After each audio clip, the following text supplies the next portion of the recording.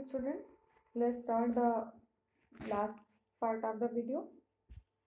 Right to freedom को मैंने पहले ही बताया कि this includes the right of freedom to of speech and expression, मतलब आप बोलने की, अपनी अभिव्यक्ति की स्वतंत्रता, द राइट फ्रॉम एसोसिएशंस, अपनी समितियां बनाने की स्वतंत्रता, right to move freely and reside in any part of the country, कि आप कहीं पे भी रह सकते हैं और कंट्री के किसी भी पार्ट में घूम सकते हैं, कोई भी प्रोफेशन ऑक्यूपेशन चूज कर सकते हैं और कहीं भी इंडिया में बिजनेस कर सकते हैं.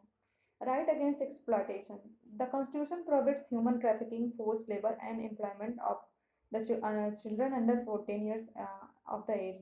मतलब कि राइट टू एक्सप्लॉयटेशन मतलब शोषण के विरुद्ध अधिकार है कि कॉन्स्टिट्यूशन मना करता है कि ह्यूमन ट्रैफिकिंग का मतलब होता है कि जैसे चोरी से एक जगह से दूसरी जगह, जैसे दास प्रथा नहीं होती थी कि ह्यूमन बीइंग को बेचा जाए, उस पर रोक है.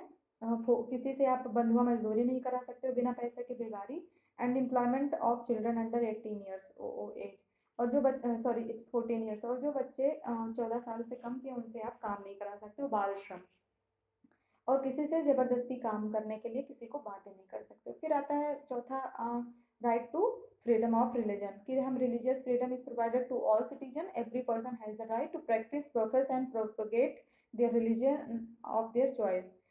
तो इसमें क्या है कि कोई भी बंदा, कोई भी पर्सन अपने अकॉर्डिंगली, हर पर्सन को राइट है कि वो कोई भी रिलीजन को प्रोपोगेट कर सके, उसका प्रचार प्रसार कर सके, उसको मान सकता है. Cultural and educational right.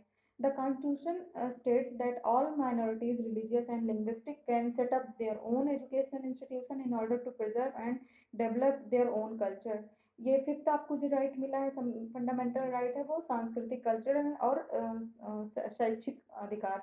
इसके थ्रू क्या है कि स्टेट जो है वो जितने भी माइनॉरिटीज़ हैं, अब कौन कौन से माइनॉरिटीज़, जो रिलीजियस धार्मिक रूप से कम है माइनॉरिटी हैं, या लिंग्विस्टिक जो भाषाई आधार पे बहुत कम है, can set up their own educational institution, वो अपना खुद का इंस्टीट्यूशन, एजुकेशनल शैक्षिक संस्थान इस्टेब्लिश कर सकते हैं. क्यों इस्टेब्लिश कर सकते हैं? To develop their own culture, जिससे कि उनका शिक्षा, उनका धर्म, उनका उनका उनकी भाषा को उनका डेवलपमेंट हो सके. और लास्ट आता है राइट टू कॉन्स्टिट्यूशनल रेमेडीज. इसमें क्या, सिटीजन्स को इसके थ्रू जो है कोर्ट में जा सकते हैं अगर उन्हें लगता है कि उनके किसी भी फंडामेंटल राइट को का वॉयलेशन स्टेट द्वारा हो रहा है, तो वो अपने इस फंडामेंटल राइट्स को के वॉयलेशन को रोकने के लिए इसको यूज़ कर सकते हैं. अब आपको होमवर्क ये मैं दे रही हूँ कि आप सारे राइट्स के आर्टिकल्स को आप डिफाइन करेंगे कि किस आर्टिकल में क्या बातें कही गई हैं.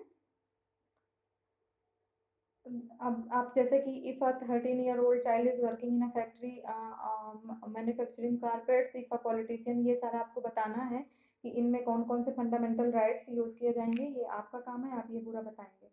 जो ब्लू से लिखा हुआ है ये आप बताइएगा कि कौन कौन से आर्टिकल्स यहाँ यूज़ किए जाएंगे.